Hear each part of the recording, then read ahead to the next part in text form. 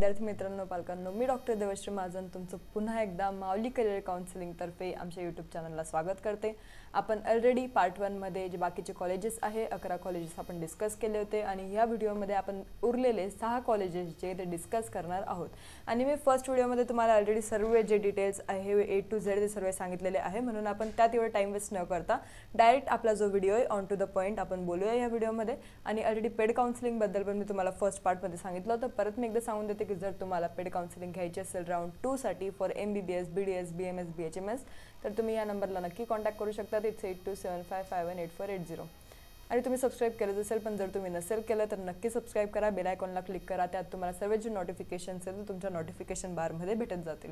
आता सर्वात पहिलं कॉलेज, नंतर आपण पहिल्या व्हिडिओमध्ये जर तुम्ही म्हणणार की या व्हिडिओमध्ये आम्हाला आर्य पोद्दार, साय आणि तिलक आयुर्वेद हे जे टॉपचे कॉलेजेस नाही भेटले तर ते कॉलेजेस जे ते आपण पार्ट 1 मध्ये कव्हर केले। सर्व टॉपचे कॉलेजेस आपण पार्ट 1 मध्ये कव्हर केलेले आहे। बाकी काही कॉलेज तिकडे पण गेले, काही टॉपचे कॉलेज इकडे पण आले, तर ते तुम्ही एकदा बघून घ्या की तुमचं सेग्रीगेशन कसं केलंय, तुम्ही तुमची प्रेफरन्स लिस्ट तुम्ही कशी बनवली आहे। त्यात तुम्हाला जर माहिती करायचं असेल की आपला कुठे नंबर लागणार आहे तर ते पण एकदा सर्व व्हिडिओज सर्व जे कॉलेजेस आहे त्यांचं पण कट ऑफ रँक बघून घ्या। हे पण एकदा तुमच्या रँक सोबत मॅच करा की तुमचा नंबर कुठे लागेल, त्यात तुम्हाला समजून जाईल। आता जर सर्वात पहिलं कॉलेज आपण बघितलं ह्या व्हिडिओचं तर इट्स श्री आयुर्वेद महाविद्यालय नागपूर, नागपूरचं कॉलेज आहे। त्याचं जर आपण कट ऑफ डिस्कस केला तर कट ऑफ ओपनचा आहे 1,03,017, ओबीसीचा 1,10,977, एससीबीसीचा 1,11,406, एससीचा आहे 2,05,237 आणि एसटीचा 4,01,114। वेजेस परत आपल्याला दिसतोय की 1,27,062, एनटीबीचा 1,70,775, एनटीसीचा 1,88,732, परत एनटीडीचा 1,15,025, पीडब्ल्यूडीचा 9,99,525, ईडब्ल्यूएसचा 1,28,930। आपल्याला हा स्कोर दिसतोय की अराउंड 115 पर्यंत किंवा 120 पर्यंत हा स्कोर जो तो गेला असेल। नंतर श्री गुरुदेव गव्हर्नमेंट AC मोजरी अमरावतीचं जे कॉलेज आहे तर कॅटेगरी जर आपण बघितली ओपनची तर अमरावतीचं कॉलेजचं कट ऑफ किती राहिले तर 1,19,274, ओबीसीचं 1,23,260, नंतर एससीबीसीचं 1,28,350, एससीचा आपल्याला अराउंड 2 लाख पर्यंत दिसतंय 2,27,000, एसटीचा 4,15,000, विजेचं 1,35,000, एनटीबीचं अराउंड 1,77,000, एनटीसीचं 1,22,000, एनटीडीचं 1,27,000 पर्यंत घेऊन घ्या, पीडब्ल्यूडीचं 9,11,000, ईडब्ल्यूएसचं 1,44,000 आणि आयक्यू आपल्याला भेटत नाही, ते मी ऑलरेडी फर्स्ट पार्टमध्ये सांगितलेलं आहे। Vidarbha government ayurvedic college Amravati ओपनचा 1,12,000। तुम्ही जर आतापर्यंत पार्ट 1 बघितला नसेल ना तर आधी तो बघा, तर तुम्हाला हे जे कट ऑफ मी सांगते आणि काय डिटेल्स यायचे हे सर्व समजेल। तो आधी बघितल्यानंतरच तुम्हाला याचा बेस क्लिअर होईल, म्हणून आधी पार्ट 1 बघा आणि नंतरच हा पार्ट 2 आहे तो बघा।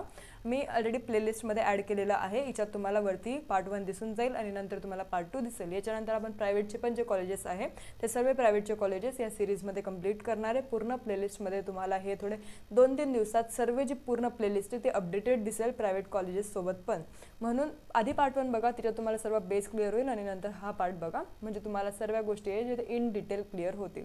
नंतर विदर्भ गव्हर्नमेंट आयुर्वेद कॉलेज अमरावती जर बघितलं तर ओपनचा कट ऑफ अराउंड 1,12,000 आहे, ओबीसीचा आपण बघतो 1,17,000 पर्यंत, एससीबीसीचा अराउंड 1,20,000 पर्यंत, एससीचा 2,23,000, एसटीचा 4,11,000, विजेचा अराउंड म्हणजे 1,39,000, नंतर एनटीबीचा 1,81,000, एनटीसीचा 1,18,000, एनटीडीचा 1,15,000, पीडब्ल्यूडीचा अराउंड 4,14,000, ईडब्ल्यूएसचा 1,39,351। याचा कट ऑफ थोडा हाय गेला आहे अमरावती गव्हर्नमेंटचा। नंतर गव्हर्नमेंट आयुर्वेद कॉलेज नांदेडचं बघितलं तर ओपनचं तुम्ही कट ऑफ बघताय ना तर यांचे जे कट ऑफ्स आहे ते ऑलरेडी हाय गेलेले आहे। हे मागच्या वर्षी जे पण हायच गेलेले यांचे कट ऑफ आणि हे कॉलेज टॉपचे कॉलेज आहे ज्यांचा कट ऑफ खूप जास्त हाय। तर ही एक गोष्ट माहिती करून घ्या की जर तुम्हाला कट ऑफ अकॉर्डिंग लिस्ट लावायची असेल तर तुमच्या कट ऑफ अकॉर्डिंग नका लावू, कॉलेजच्या कट ऑफ अकॉर्डिंग तुम्ही लावू शकता। तुमच्या कट ऑफ अकॉर्डिंग लिस्ट लावणं म्हणजे सर्वात चुकीची पद्धत असते। गव्हर्नमेंट आयुर्वेद कॉलेज नांदेडची जर गोष्ट केली तर ओपनचा कट ऑफ याचा अराउंड 89,539 आहे, ओबीसीचा 96,000, एससीबीसीचा 97,000, एससीचा 1,95,000, एसटीचा 3,88,000, विजेचा 1,19,000, एनटीबीचा अराउंड 1,60,000, नंतर एनटीसीचा आपल्याला दिसतोय 1,02,322, एनटीडीचा अराउंड 97,000, पीडब्ल्यूडीचा 8,96,000, ईडब्ल्यूएसचा 1,03,087। याचा पण कट ऑफ हाय गेलेला आहे। नंतर गव्हर्नमेंट आयुर्वेद कॉलेज धाराशिवचं जर बघितलं तर त्याचा ओपनचा कट ऑफ आहे 99,000 म्हणजे अराउंड 1 लाखपर्यंत तुम्ही धरून चला. ओबीसीचा 1,10,000, SC/BCचा 1,05,109, SCचा 2,15,000, STचा नंतर आहे 3,95,000, VJचा 1,21,000, NTBचा 1,70,000, NTCचा around 1 lakh, NTD 1,10,000, PWD 3,31,000, EWS 1,16,000. नंतर आपलं DMM गव्हर्नमेंट आयुर्वेदिक कॉलेज यवतमाळचं जे कॉलेज आहे त्याचा कट ऑफ बघूया. ओपनचा आहे अराउंड 1,19,000, ओबीसीचा 1,25,000, SC/BCचा 1,23,000, SCचा 2,27,000, STचा अराउंड 4 लाख. नंतर VJचा आहे आपला 1,38,000, NTBचा 1,89,000, NTCचा 1,22,000, NTDचा 1,20,000, EWS PWDचा इथं कट ऑफ नाही आहे कारण एक पण जे एनरोल्ड कॅन्डिडेट्स आपल्याला इथं दिसत नाही आहे आणि EWSचा कट ऑफ अराउंड 1,46,000 आहे. आता हे कॉलेजेस आपण बघितले 6 कॉलेजेस ज्याच्याबद्दल आपल्याला कट ऑफ जो आहे तो डिस्कस करायचा राहिलेला होता. बाकी सर्व कॉलेजेसचे आपण कट ऑफ डिस्कस केलेत. त्यातल्या त्यात अजून 2 कॉलेजेस जे ते ह्या वेळेस फर्स्ट राऊंडमध्ये अजून उतरलेले नाही होते, त्यांना अजून परमिशन भेटली नसेल. सेकंड राऊंडमध्ये आपण वाट बघूया की ते जे कॉलेजेस आहे ते आपल्याला बघायला तिथे सेकंड राऊंडमध्ये भेटतील. अजून एक कॉलेज आपलं सुटलं ते म्हणजे एक मायनॉरिटी कॉलेज होतं, ते पण मी तुम्हाला एकदा दाखवून देते. हे तुम्हाला इथं कॉलेज दिसतं, ही आमची ॲक्च्युअल एक्सेल शीट होती पण तुम्हाला सेग्रिगेट करून दाखवायसाठी मी तुम्हाला ते एडिट करून दाखवलं वर्ड फॉर्मॅटमध्ये. आता तुम्हाला इथं दिसत असेल की सेठा गोविंदजी रावजी जैन मायनॉरिटीचं आयुर्वेद कॉलेज आहे. याचा आपण कट ऑफ नाही काढलं कारण याच्यात कॅटेगरीज नाही राहत, हे मायनॉरिटी कॉलेज आहे म्हणून. आणि आपण जर रिझर्व कॅटेगरीमध्ये येत असलो ना तर उगाच हे कॉलेज टाकू नका कारण हे कॉलेज आपल्याला असं पण भेटणार नाही आहे, तर टाकून फायदा पण नाही. तर मायनॉरिटीवाले कॉलेजेस आपण टाकले नाही पाहिजे कारण त्यांच्या याच्यात रिझर्वेशन राहत नाही.